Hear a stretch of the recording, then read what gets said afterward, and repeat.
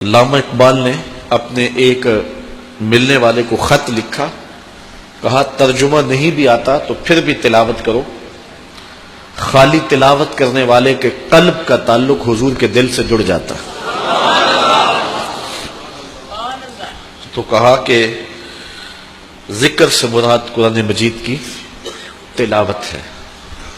سیارہ ڈائجسٹ کا ایک قرآن نمبر چھپا تھا، اس میں ایک شخص کی کہانی لکھی تھی کہ قبر کھودتے اس کی قبر کھل گئی، لوگوں نے دیکھا کہ قبر میں روشنی ہے اور کفن بھی میلا نہیں ہوا، اور وہاں گلاب اگے ہوئے ہیں جس کی خوشبو سے ماحول میں عطر پھیلا ہے۔ تو لوگ اس نشان پہ صاحب قبر کا گھر تلاش کرتے رہے اور اس کی بیوہ سے ملاقات ہو گئی، اگرچہ وہ بہت زیادہ بوڑھی ہو چکی تھی۔ پوچھا تیرے شوہر کا کیا عمل ہے کہ ہم نے اس کی قبر میں روشنی بھی دیکھی ہے اور خوشبوئیں بھی دیکھی۔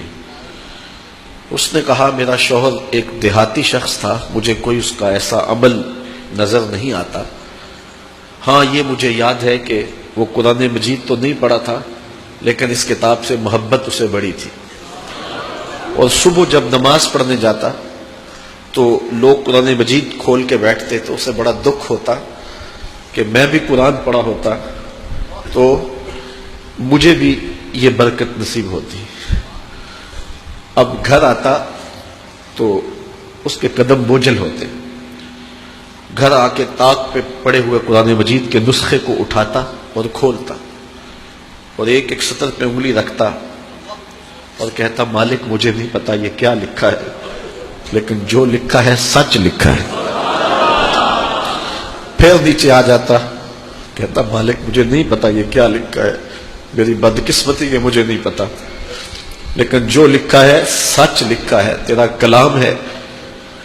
انگلیاں پھیرتا جاتا اور یہ کہتا چلا جاتا یہ بھی حق ہے، یہ بھی حق ہے، یہ بھی حق ہے اور یہ بھی حق ہے۔ تو آج اس کی قبر میں جو اجالے پھیلے ہوئے ہیں تو اس قرآن کی محبت کی وجہ سے ہے۔ اللہ ہم سب کی قبروں میں روشنیاں کر۔ چونکہ ہماری تحریک قرآن مجید کی تحریک ہے تو اللہ کی کرم نوازیاں ہو جائیں۔ ہم اس کتاب کا حق تو ادا نہیں کر سکتے لیکن نوکری تو اللہ نے ہمیں نصیب کر دی ہے۔ اللہ اس کتاب کی برکتیں ہمیں نصیب کرے۔